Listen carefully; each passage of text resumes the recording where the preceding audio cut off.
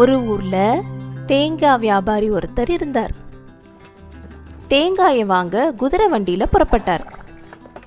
பல ஊர்களுக்கு போயும் நல்ல தேங்காய் கிடைக்கல. குண்டும் குழியுமா இருந்த ஒரு சாலை வழியா நல்ல தேங்காய்கள் இருக்கிற ஊருக்கு வந்தார். நிறைய தேங்காய்களை வாங்கி வண்டியிலையும் நிரப்பிட்டாரு. அங்க இருந்த சின்ன பையன்கிட்ட, தம்பி, இந்த வழியா சந்தைக்கு போனா எவ்வளவு நேரம் ஆகும்னு கேட்டாரு.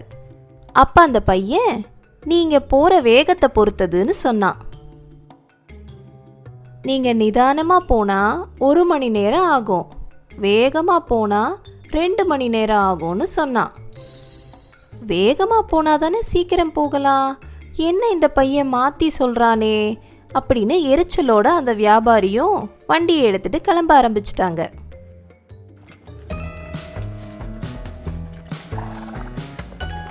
வண்டியை வேகமா ஓட்டினார். வழியில இருந்த பெரிய பள்ளத்துல விழுந்து எழுந்தது வண்டி.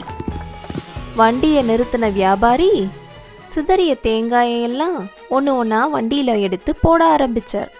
இதுக்கே ரொம்ப நேரம் ஆயிடுச்சு.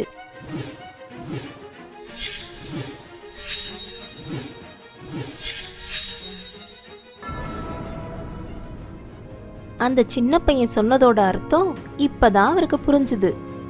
அதுக்கப்புறமா வண்டியை மெதுவா ஓட்டிட்டு சந்தைக்கு போய் சேர்ந்தாங்க. வேகத்தை விட விவேகம்தான் முக்கியம்.